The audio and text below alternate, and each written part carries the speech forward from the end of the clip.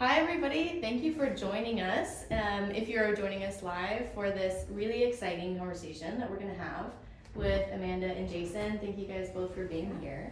Welcome. So we're here today to talk about an upcoming sentencing in a trial that Jason was instrumental in earlier in this year. And the victim, Caleigha Zenghari, she was the victim in this case, and she was found murdered. And we're here to talk about her case to raise awareness to the real crimes that are happening in your community, the real life scenarios that are happening that are putting us all in danger. And we want to stop this from happening again. And so I just want to do a little bit of introduction. Jason, he is the group supervisor for the North Texas Human Trafficking Task Force. If I got that whole mouthful out. North Texas Trafficking Task Force. That's right. The triple T there. I don't know if a lot of people know really what the task force is and the different roles that are in it. So do you mind just giving a little introduction on the task force? Sure. So our Human Trafficking Task Force is chaired by Homeland Security Investigations, which is the agency I work for. It's based out of our Dallas field office, and the task force is comprised of agents from not just HSI, the FBI, IRS, and then we also have task force officers from 10 state and local law enforcement agencies from around the Metroplex who assign officers from their commands to our task force. They sit in our task force, they go through a task force officer school, and essentially they carry federal authorities after that. So they're force multipliers, if you will. They enable us to work a multitude of cases, and we couldn't do what we do without them, including the case that we're talking about today. Awesome. And are there anybody that's not law enforcement on the task force? Yes. So additionally, there's the law enforcement arm of the task force, and then we have what we call our multidisciplinary care team. That is made up of NGO partners such as Rescue Hill, that's here today with us, and Rescue Her. Those are direct service providers that assist our adult victims. And then we also, as a partner on the task force, work with Traffic 911, and they cater specifically to minor victims. And then the third, and I think sometimes overlooked partner on our task force is the U.S. Attorney's Office. We couldn't prosecute these cases, obviously, without their buy-in and without their dedication. So they also sit at the table with us. Awesome.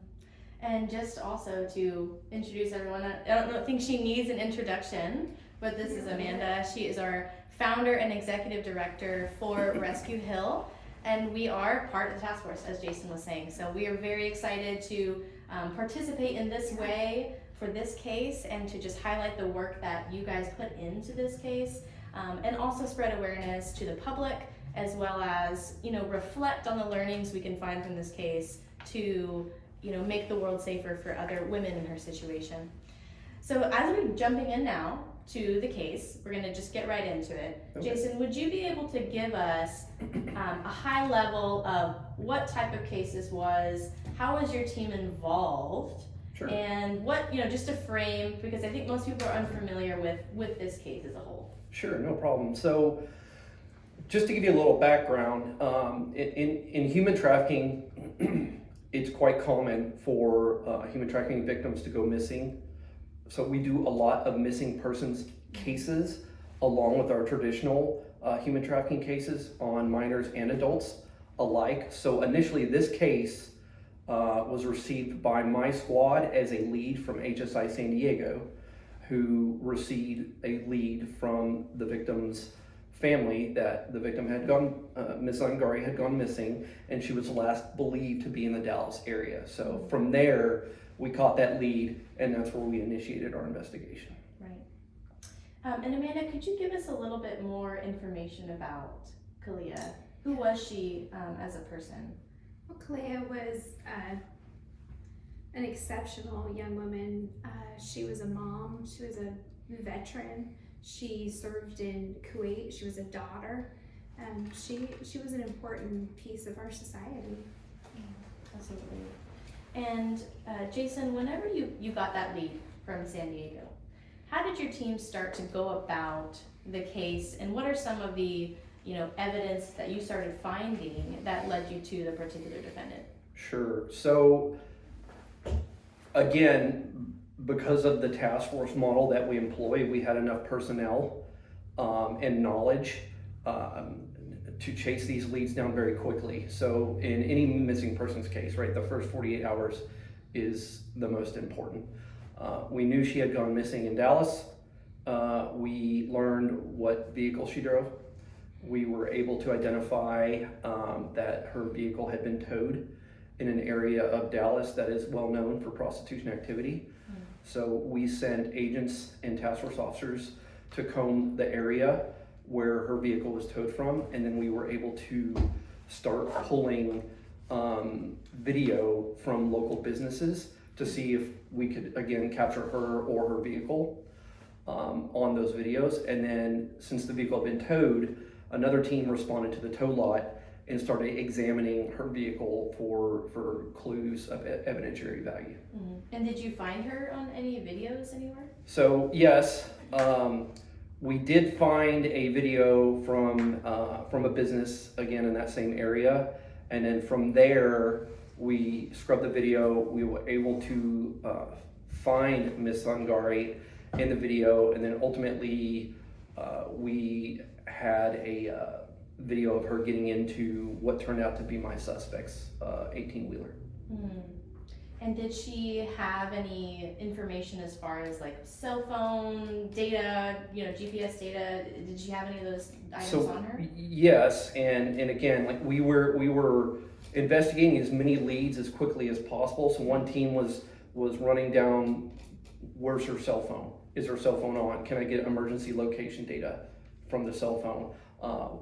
Tracking where her vehicle was via license plate readers and other data systems that we have to try and again find out her last location. So eventually we, as I spoke to before, we recovered the video of her getting into that truck. We were able to enhance the video to where we could get a license plate off of that truck, and that's what gave us a fresh lead and a suspect, because at that point in time, based on that video, the person driving that truck was the last person that we knew that had seen her. So when you pulled that license plate, was it somebody in the area, or did you have to go somewhere else? So the license plate was registered to the defendant. In this case, him and his wife own, they're independent owner-operators of their 18-wheeler trucking business. So as it turned out, the vehicle was registered in Austin, Texas, and we later learned that they maintained a residence in Austin. So at that point, we wanted to conduct an interview of him as soon as possible. So I was actually in Houston at this point in time. So I dispatched myself and several other members of my team. So I drove from Houston to Austin, and several of my team members drove from the DFW Metroplex and met me in Austin so that we can try and track down the defendant. So even though it's a North Texas task force, it doesn't mean that you stay in North Texas. You go wherever. Correct, wherever the investigation takes us, right? But, at that point in time, we believe that a crime possibly had occurred in our district, but we had evidence and witnesses and/or suspects in other districts. So we'll travel anywhere we have to prosecute these cases. Yeah. And so, you're talking about the defendant, so we know that this person was the one that ended up being her murderer. Can you talk about some of the evidence that you found that was really condemning, that you really thought this is, and obviously the jury agreed with you, right? And ultimately it was the jury that decided that he was culpable for what he was charged with, what was federal kidnapping resulting in death, is what he was charged with. So we had multitude of evidence. What was very compelling for us was that we were able to secure historical cell site location from his cellular device, and we also got historical cell site information for Caleigha's cell phone, and we were able to take that location data and overlap it and see that after she got into his vehicle where they went. He stayed in Dallas for a very short period of time, And then the location data shows that his truck and himself obviously got on to 635 and started heading towards East Texas. We also saw that based on the historical cell site data that Ms. Zenghari's phone stopped while his continued to travel East Texas. So based on that, we had reason to believe that her cell phone had been dumped. And we had another team that went out on 635 in the middle of the day in all the traffic, and we were fortunate enough to recover her cell phone. Wow. And whenever you found her cell phone, did you find anything on it? Was it usable at all? Or? The phone, it took quite a bit of forensics to get data out of the phone. We had to do a lot with the phone to recover the data. There was data of evidentiary value ultimately to us that was presented at the defendant's trial. And I'm going to just stop and do a little bit of a disclaimer because I'm going to ask Jason some information that might be a little sensitive. So just be aware if you're listening that it could become a little sensitive as far as the nature of the content. And also, if you have any questions, we do have somebody monitoring the chat. So if you have something that you'd love to ask Jason about the case or Amanda about the case, and we have some more discussion to go, please feel free to throw it in there, and we will do our best to work those answers in, either in the conversation or near the end. So again, back to Jason. You did end up finding Caleigha. Could you kind of describe where you found her and in what manner? So, again, to go back in our conversation a little bit, we're looking for the defendant at this point to interview them, and then we're also trying to get exigent historical cell site information, like I said. And once you get all that data in, it takes quite a while to collate it, to organize it in a pattern that can be read and overlapped on a map. So it took us about 24 hours to find Ms. Zenghari. So while I was in Austin, my team's still in Dallas. I've got teams all over the state right now working this case. So we ultimately were able to find the defendant, Mr. Nassan Hazard. We detained him and I interviewed him at a police station in Buda, Texas, which is outside of Austin, San Antonio area. Mr. Hazard admitted that Ms. Zenghari did get into his truck, but he did not want to talk to me after that. So we arrested him on state charges initially, and then kept working all night long. So my team back in Dallas are working, again, the exigent information that's coming from the cell phone providers, from the license plate readers, from other sources of information that we gathered via search warrant and exigent requests and subpoenas.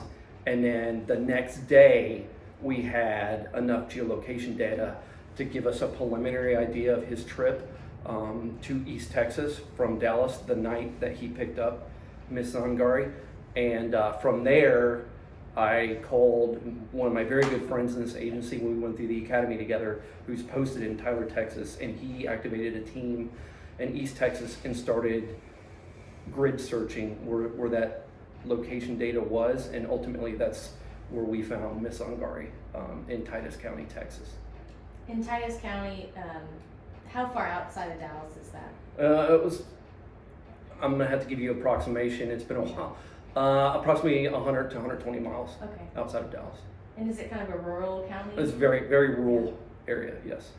So how did you end up finding where her So we were, again, off the geolocation data, and it's, it's not, it wasn't up to 1 foot, but I could definitely put the defendant's cell phone in a given area, and we were also able to show that the pings that we call them, the data stayed at this geographic area for a given period of time. So that's kind of how my search team was able to hone in, and then from there they did grid searches on both sides of the Highway 11 in Titus County, and then with the assistance of a local rancher that police activity, hey, what's going on? Oh, we're looking for something.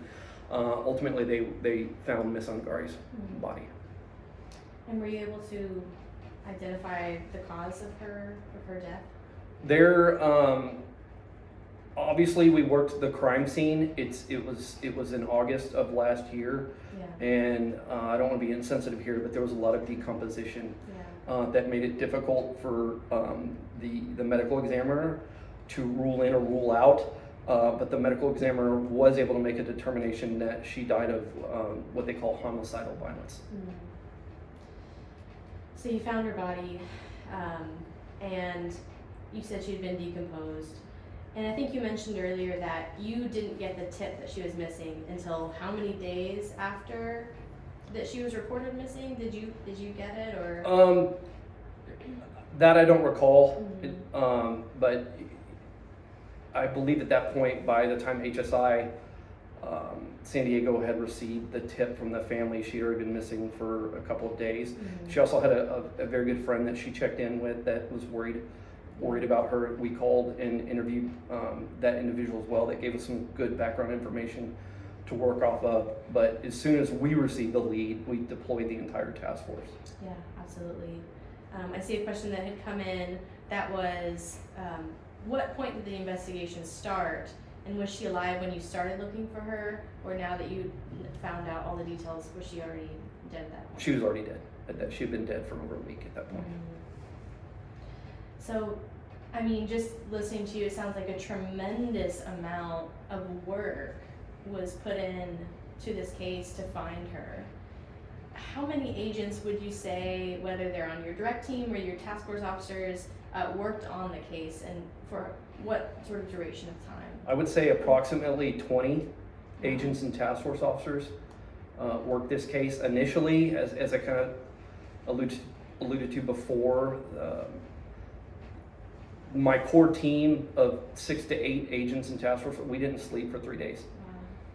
Because at that point, she was still a missing person until we found her body. And then once we did find her body, obviously that ramped everything up. Now we have a murder that we're investigating. So it was very important to work as diligently as we could and to recover as much evidence as we could before that evidence gets misplaced, mishandled, destroyed, whatnot.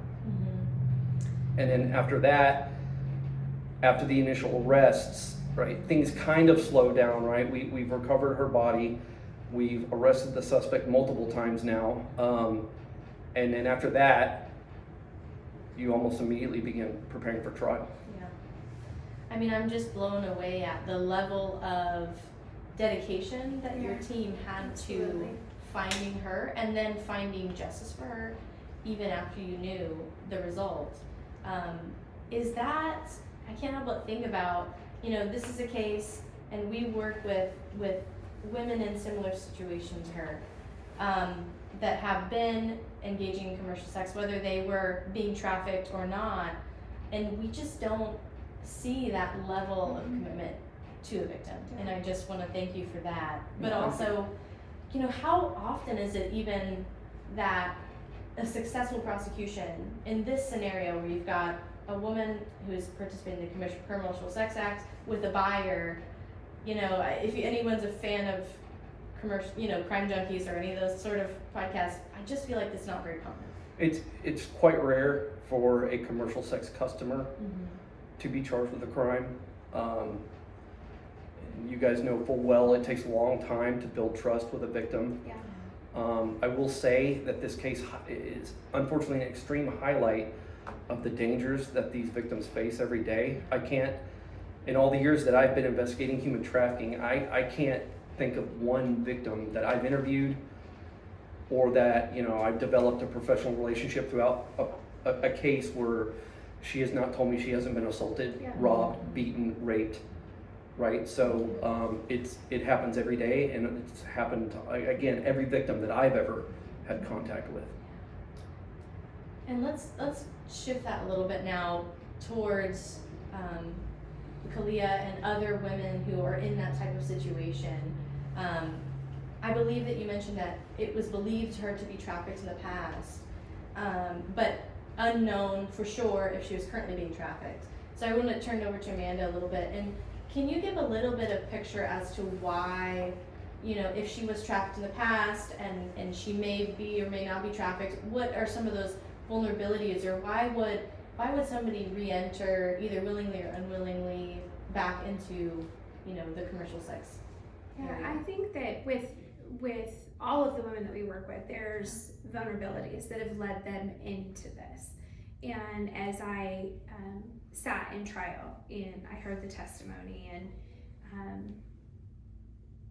the portion in which it talks about Caleigha, and I will say our prosecutors did the most beautiful job of humanizing her and really, you know, she just wasn't a victim in a crime, she became a person to them, and that's rare, and that's absolutely beautiful.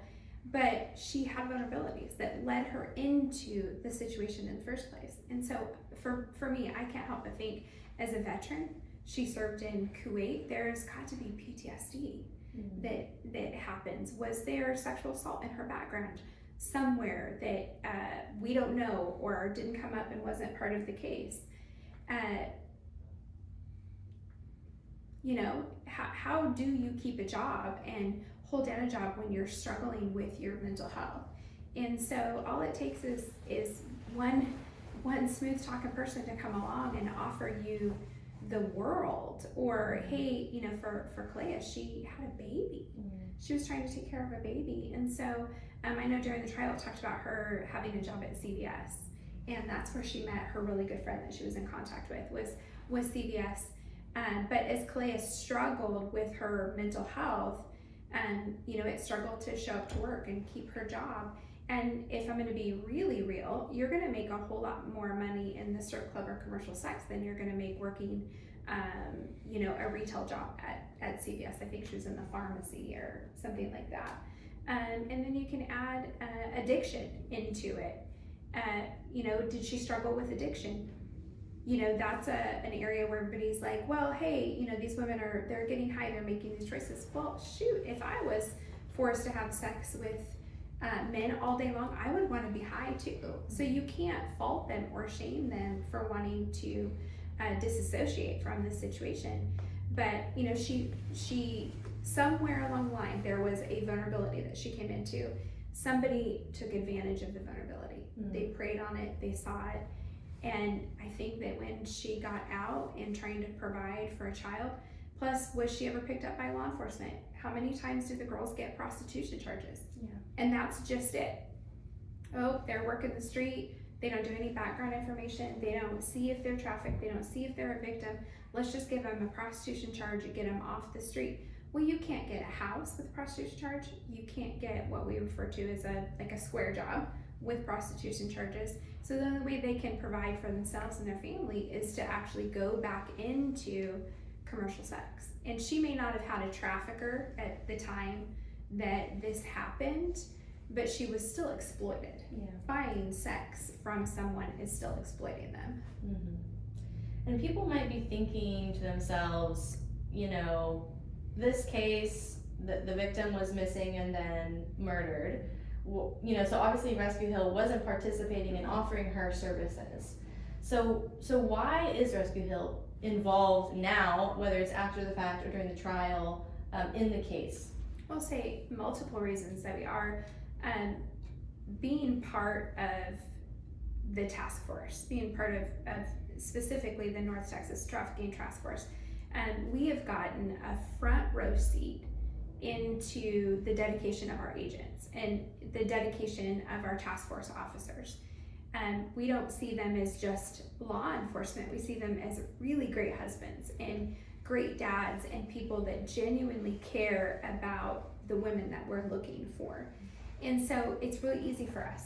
Like, it's easy for us to say, hey, we want to be a part of this. We want to help in any way that we can. And so number one, I think the reason was to really come in and support the work they did.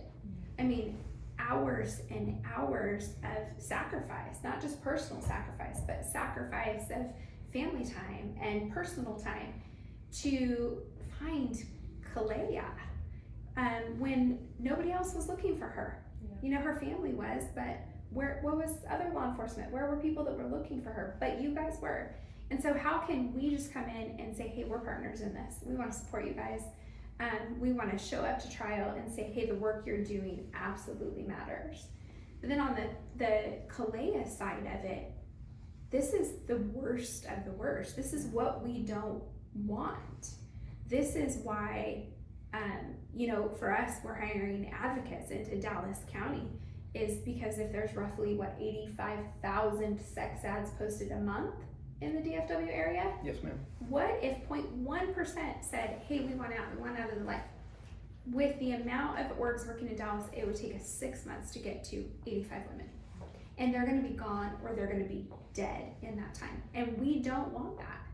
But also, how can we just continuously show up for the women like Caleigha? How can we say, hey, there's literally hundreds of organizations dedicated to helping women like you, and you may not know how to get to them, but we do, so let us show you. Mm-hmm. And so, for us, it's showing up for the women. It's showing up for the law enforcement that we partner with, and that we take that partnership seriously. But it's like, hey, let us just be in that space. Let us just occupy this sometimes space of absolute tension or unknown, or living in a field and working in a field that keeps us really honest about what we believe and what we believe about humanity and what we believe about the girls that we serve. And just to follow up on one of the things that you said, you mentioned that we're bringing advocates to help, but are there other ways that Rescue Hill is trying to actively prevent this from happening again? Hiring advocates, that still means that they have to identify maybe as a trafficking victim. So how do we get ahead of identifying or going to the Caleghas where they're at? Yeah.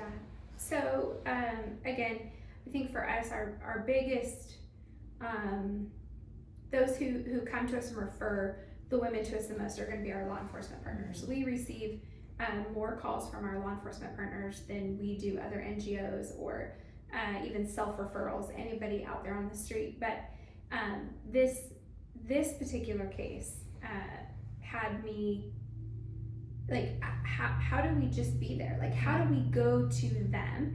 And there's a lot of people that are out there doing prevention or they're doing outreach, but how do we show up at the same time, in the same place, the same week of the month, and our goal is just like, hey, we're here. Like, we don't want stats, we don't want any of that. We simply want to say, hey, we're here, this is my name, when you're ready to get out, we're going to be here. And so we have created some projects like Safe Passage, which those of you that follow Rescue Hill, you're going to be hearing way more about that coming up.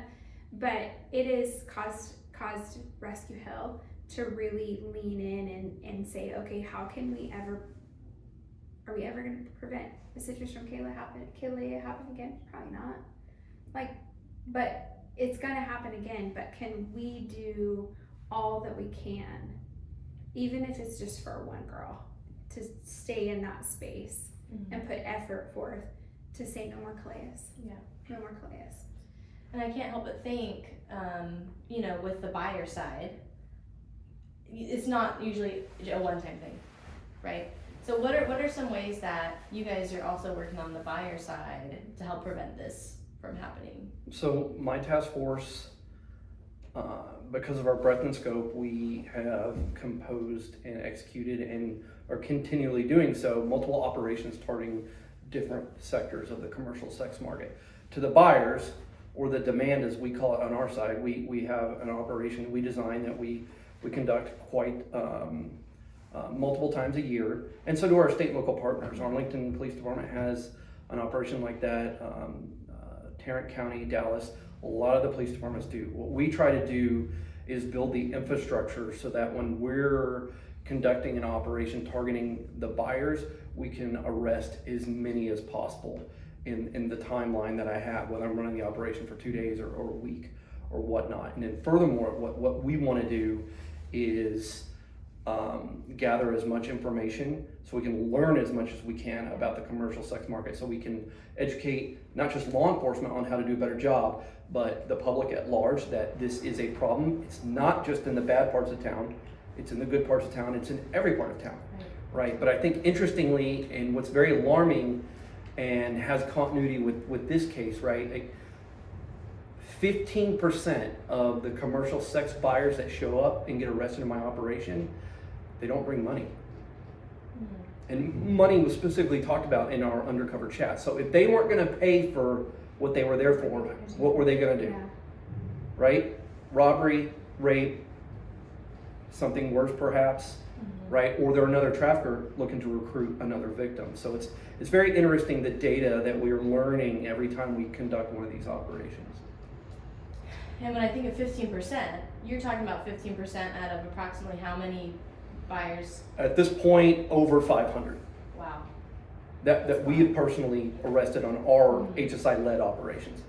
And then we just talked about how infrequent prosecuting these buyers are. So I just think about what happened to all those victims. Well, say for the state of Texas, you know, we have it's an automatic felony the first time you buy sex, but you guys go out and you do these ops, and we read about it in the news, and there's what, 175 people arrested in 3 days? Yeah, we very similarly, we did a 1-week op to kind of test the market last year, and we did 134 arrests in 5 days. Yeah. Wow. And so there's 134 going into the jail. Can the jail hold that many? Like, is there an influx of them? And then, you know, they go into the system of being, you know, prosecuted, whatever, and can our court systems handle that? Like, it literally, it's like, you can go out and you can do the work, but it's gonna take all of us engaging to really bring this around, that we don't have a problem with it. Yeah. And I think it's interesting too that after we do these operations, we'll go online and look at some of the forums where men discuss engaging in commercial sex, and it's very interesting that, you know, every time we do this op, there are message boards in chat rooms and subreddits where they talk about, look, if it's two consenting adults, who cares? But my response to that is, how do you know Yeah. she's consenting? Right. You don't know. How do you know her age? And statistically, she's not. She's being exploited, right? So I clearly, on the public awareness front, we have a long journey ahead of us still. Mm-hmm. Yeah. Absolutely. And there was a question that came in, somebody was interested in knowing how long is Mr. Hazard being sentenced for? So the federal kidnapping resulting in death charge only has 2 possible sentences. One was the death penalty. The government did not pursue that. The other one is a mandatory life sentence in prison. So even though Mr. Hazard has been convicted at trial by jury, his formal sentencing obviously is June 12th, and that's when the judge will render the formal sentence on him. Yeah. Awesome.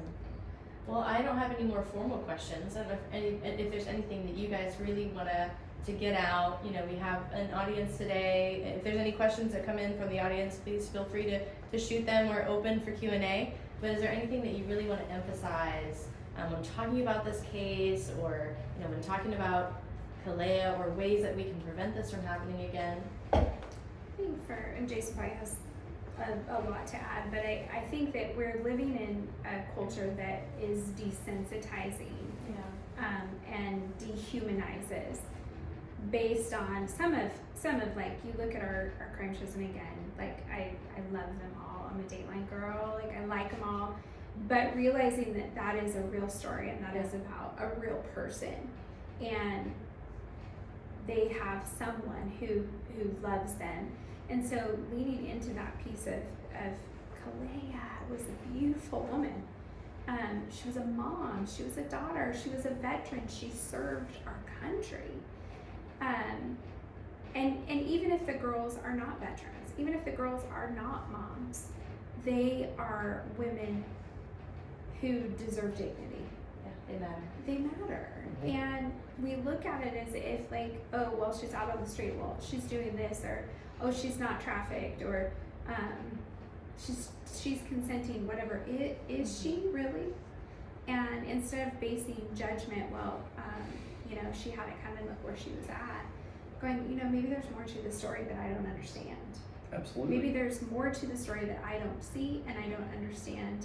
And so just literally for me, it's like, just be a good human and don't judge and don't say whatever you're gonna say or base a situation because you think that there's a choice being made. You don't know. You don't know.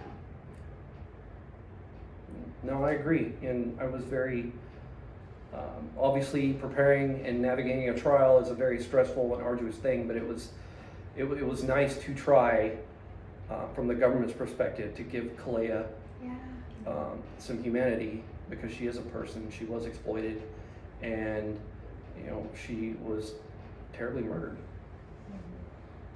And if, you know, we take that opportunity, this trial, this case, and we sit down and we look at, you know, how do we get through this to the outcome that we got, and what lessons can we apply for the next case? What lessons can we apply for public awareness? Yeah. What lessons can we apply with our relationships with our victims to try and prevent this from happening again? Yeah, absolutely. Well, thank you both for your time. I don't see any more specific questions that have come in. But again, I just want to thank Jason, your team, from us here. I got to witness only the trial period and then now. But coming into this space from an outsider perspective, and we're a faith-based organization, I have never seen the call for that hunger and thirst for righteousness and really caring about the lost and the one that got away, you know, and Caleigha was the one, you know, in the parables, the sheep that wandered off, and seeing your team just relentlessly pursue her was just amazing. It's beautiful. It was so beautiful. I appreciate And that. the Thank you. attorneys and the prosecutors, I mean, hands down to you guys. And it was powerful. So the work you guys are doing really matters, Yeah. and we're just a part of. We're Thank proud to be. We are a task force. We can't do it without Rescue Hill and our other partners. Again, even though in this situation during the trial our victim was deceased, it was still amazing to see Rescue Hill and other organizations we partner with in the gallery at the trial, supporting the U.S. attorneys and the agents testifying and the entire trial team and Caleigha. Yeah. Awesome. Well, we'll keep everyone updated. The upcoming trial is on June 12th, or the sentencing, I apologize, is on June 12th. So we will keep everybody updated on our social media, and we'll be with the victim's family at that time. So if there's any questions you have as they come in, please send them our way. We're happy to respond. We're happy to engage you, and if there's anything you want to participate in. So let us know. We are excited to keep working with the task force and hopefully provide more services and support to other victims and prevent this from happening again. So, Thank you. Thank you.